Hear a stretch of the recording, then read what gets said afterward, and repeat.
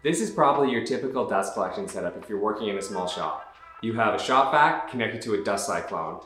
But the problem with this is it takes up a lot of space and doesn't give you a lot of dust storage capacity. This is a 12-gallon shop vac that's essentially doing nothing but providing suction. Wouldn't it be nice to integrate these two and get a lot more dust storage capacity? And so I built this. I reduced the size of the shop vac down to this tube back here and expanded the 5 gallons into a monstrous 50-gallon storage, which is more than plenty for my little workshop. I can tuck this away underneath my workbench so it's out of sight, out of mind, and just use it when I want to. In this video, I'm going to show you how I built this, and at the end, I'll do a little comparison test between the two. The most challenging part of this build was selecting the right motor and impeller, so I decided to buy a rigid shop vac from Home Depot with the thinking that their engineers had already figured this out. My task was then to redesign the housing to fit the motor and impeller while ensuring the filter was properly attached. And so to start, I took the shop vac apart, pulled out the motor and impeller and laid it out on a piece of paper just to get the rough dimensions for the new housing. And I decided to turn on the motor without the housing just for fun. So I removed everything and I screwed this back on. It's tight. And I took out the switch and I'm just gonna turn it on and see what happens. Wish me luck.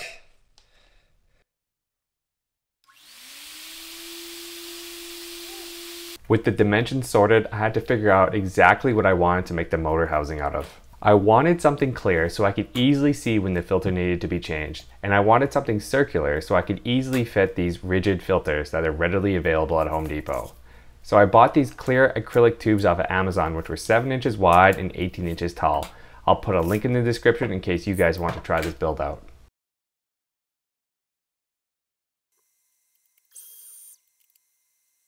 Here's the problem I have. I need to take this and I need to mount it in this thing somehow. So I put it in there. The plan I have so far is I'm gonna take like a circle cutting jig and cut a circle out. That's gonna restrict the flow and separate this part, the intake of the impeller versus where the air gets ejected out of it. So I want to be able to mount this thing to the walls of this thing and to that circle I'm gonna cut out. So what I'm gonna do is I'm gonna take these pieces that I just cut out and I'm gonna make some sort of box that goes around it. And I'm gonna put it like this all around, and I can tighten all the pieces down so it's kind of held in compression. And then I'm gonna use epoxy and just epoxy everything up. So another plan I did have, which I might still do, is I bought this thinner one, this narrower one that could fit inside this one.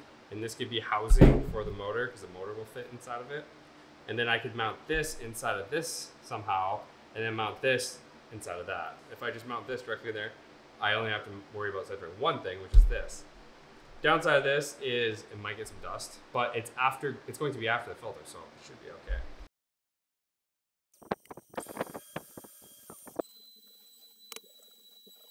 All right, I was able to fit it in there. It's pretty snug. I think the next step is to cut out the circles to make sure that's fitting with this, because this kind of pushes on it. There's a little bit of pressure.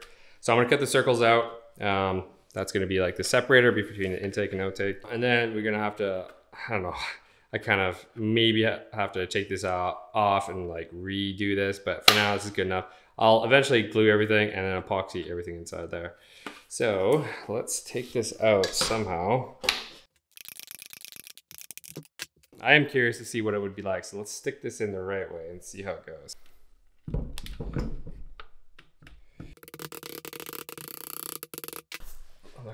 I'm gonna turn this switch on. I don't wanna use this switch while the power's off because it has exposed electrodes and I don't want to shock myself. So let's turn this on with the power off. And then I have a little switch on my breaker here, I have a little switch on my power strip here that I can use to control it. So let's turn it on. 3, 2, 1.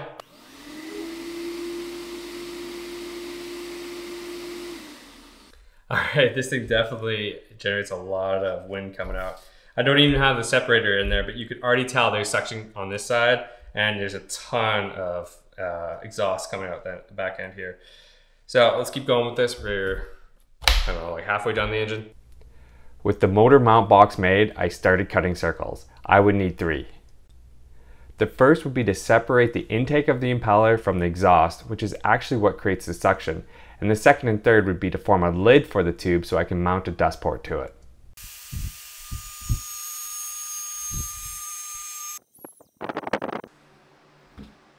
I've cut 2 of these circles and they fit perfectly inside. Look at that. I haven't pushed it in all the way because I want to get it out, but yeah, it's perfect. All right, so I've got everything inside. I've got the motor inside this little mount, and I've double checked that this mount will actually fit inside the tube. I'm not gonna touch it because it's all wet, but it's so hot in here. Like literally, it's 92 degrees Fahrenheit in here. It's so hot in here that when I mix this up, like, I don't know, 10 minutes ago, this is already completely solidified, and it is not 5-minute epoxy. In fact, the cure time on this is supposed to be, well, the cure time is 72 hours, but the working time must be, well, they don't say a working time, but it's not 5-minute epoxy, and cure time is 72 hours. It's gotta be longer. So it is crazy how fast epoxy sets up. Yeah, it's still tacky though. I don't want to touch the wood. So yeah, we're gonna let this dry, come back in a few days. Okay, it's been a couple days and the glue has set up. Let's clamp this down and test it out to see if it actually works. I potentially could have glued the motor together, so I don't know what's gonna happen. 3, 2, 1.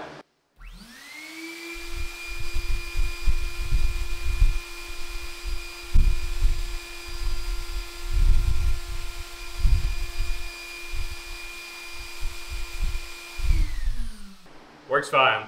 Let's keep going.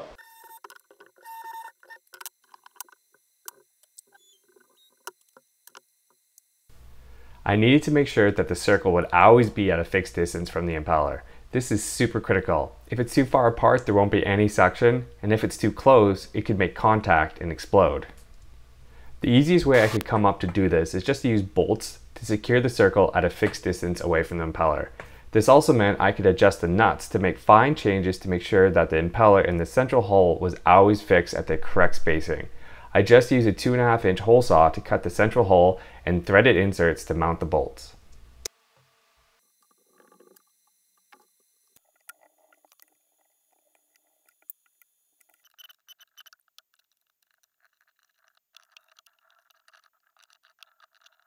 All right, I have the main motor assembly vacuum thing assembled. It's not exactly straight up and down, but it's pretty close. I think it should be okay. So let's clamp it down, take a spin. So it should pull in here and exhaust out here.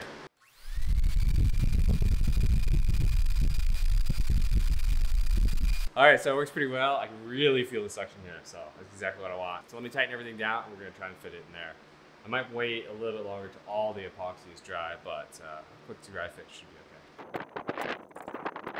okay. But then I saw the forecast predicted rain for the next week, so I decided to pause work on the motor and go get another sheet of plywood for the main dust collection box. I have this folding Harbor Freight trailer in my garage, which makes it super easy to get sheet goods. In about 5 minutes, I can have it unfolded and ready to go.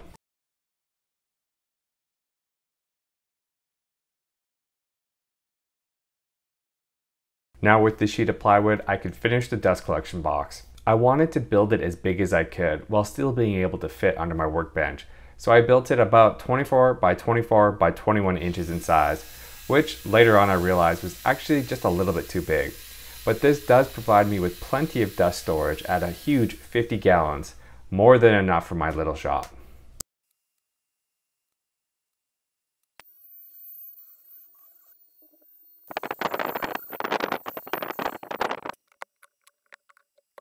For the dust cyclone, I used the same one I had used on my 5-gallon bucket because it's low profile, measuring only 6 inches in height, and works really well. So I made a lid, cut a circular hole in it with my circle cutting jig, and then silicone and screwed it into place. Also in this box, I added a window from acrylic sheet so that I could see how full it actually was and sealed that with silicone too.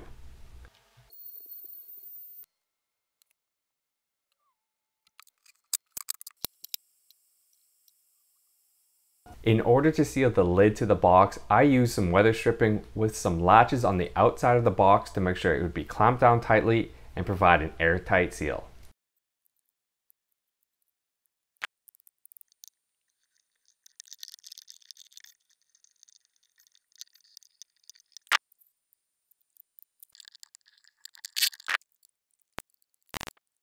So the box for the vacuum is done, and I brad nailed in this front face here, but I accidentally hit the acrylic on the back side of this little trim piece here, and I cracked it right in the front.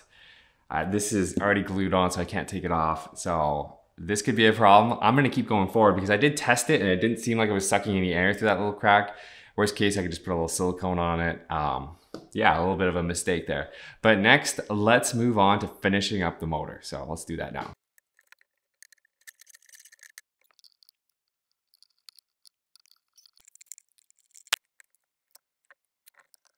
With the box done, I mounted the motor to it with some plywood cutouts I had made and hooked up the dust collection line to the Cyclone. Okay, it's completely done. Everything's good to go. I originally designed this box here to fit these 55-gallon bags that I bought, but I must have done something wrong in the calculation because I made it a little bit too long and it doesn't fit. So I'm gonna have to come up with another solution for a bag liner. Maybe just use like a plastic sheathing or something, or find a really big bag. But for now, I'm just gonna go without a bag and deal with that later. So the next step now is to test it and to see how it compares against my existing shop vac and dust collection system that I have, which is just a rigid vacuum with the 5-gallon dust cyclone.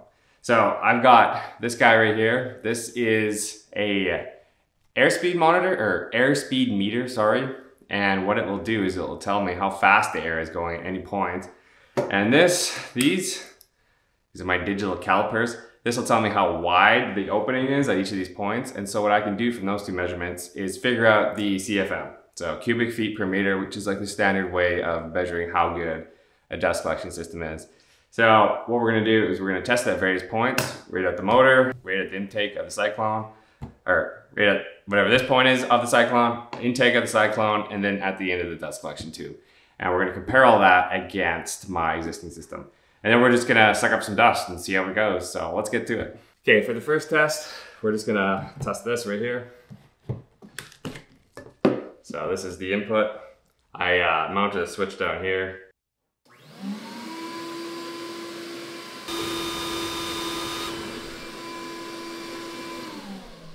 All right, the highest reading I read there was 17.7 meters per second. And the diameter of that thing is 2¼ So 17.7 meters per second at a 2.25 inch diameter pipe. So 96.18 cubic feet per meter. Okay, now let's measure it here.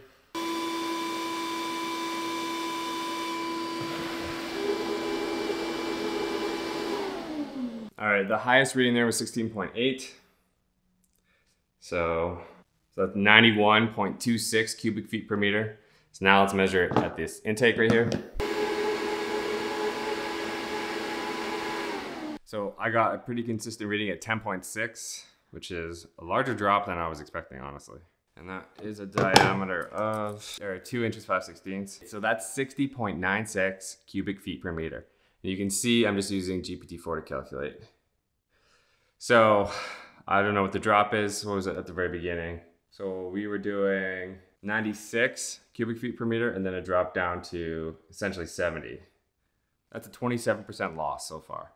So let's do the last test and let's hook up the hose, or not the hose, the tube.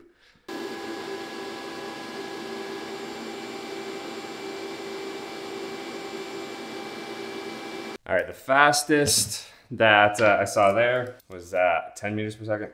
And the diameter of this thing is a little bit harder to measure, but it's about 2.5 inches. Yeah, we'll call it 2.5 inches. So it's 67 cubic feet per minute at the very end. So that's effectively what you'd be getting. So let's compare the end cubic feet per minute on my shop vac real quick. All right, I got my shop vac here. I've been using it for a while, so I don't know, maybe it will have some horsepower loss because I've been using it for a while. But let's give it a shot and see what it gives us. Okay, wow, I am so surprised. So right at the shop vac, it's 20 meters per second. I think I was at like 18 over there. So I lost 2 meters per second with my design over the shop vac design, which is kind of expected because, you know, you had engineers actually figure out the aerodynamics, like the internal aerodynamics of this guy. Whereas I just used a tube. I could probably improve it by like adding easier ways for the air to escape, but so I lost 2 meters per second at the actual motor housing thing. So next, let's measure it at the very end.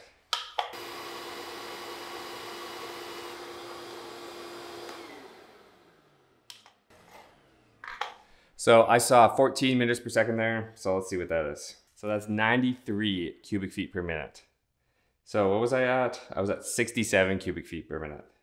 So I just asked GPT-4 what the percentage difference between the two would be. It's 32.5%. So I lost 32.5% of the CFM in my improved shop vac, which honestly is quite a bit. I didn't hope to lose that, but I'll take it given that I get 50 gallons of dust storage in this thing and I only have 5 in this guy. So I'm gonna leave this guy in my central table because it's kind of like a central, you know, dust collection that I use for the shop that I hook up to whatever tool I'm particularly using on the workbench. So it's pretty handy like that. And you know what? It fits just under there. So you know what? That fits just perfectly under there. So it'll tuck away nicely. So yeah, I'm really excited to try it out. If you guys like this content and like watching me build stuff and, you know, build tools or improve existing tools, hopefully, then like and subscribe. And what do you guys think about this one? I spent, you know, maybe 300 bucks building this. I know a shop vac's like 100 bucks. Is it worth spending all that extra money and time to build your own, or should I have just bought and used the existing one?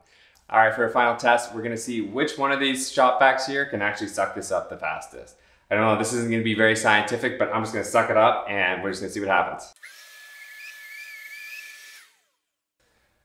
Okay, not too bad. That's pretty much what I expected. So let me empty this out and we'll try with the other one. Okay, this guy, you can definitely tell it's just a little bit slower. It doesn't quite pick up the dust quite as much, but you know, 50 gallons versus 5, probably okay. So let's take a look at the filter to see if it actually was able to filter out most of it. I see most of the dust already is in the container, which is a good sign. So the filter, yeah, the filter looks pretty good. Not a lot of dust there, it's a good sign. Oh yeah, there it is. That is pretty cool. So yeah, looks like it works all right. Yeah, I'm gonna keep using it and just see how it is. I'll let you guys know if it breaks down or I need to make any updates in the future. And as always, if you guys like this content, please leave a like and subscribe to the channel. It really helps me out as I'm trying to grow it as much as I can. And if you guys have any ideas for future videos you'd like me to do, please leave them down in the comments and I'll be happy to take a look. Thank you for watching and I'll see you in the next one.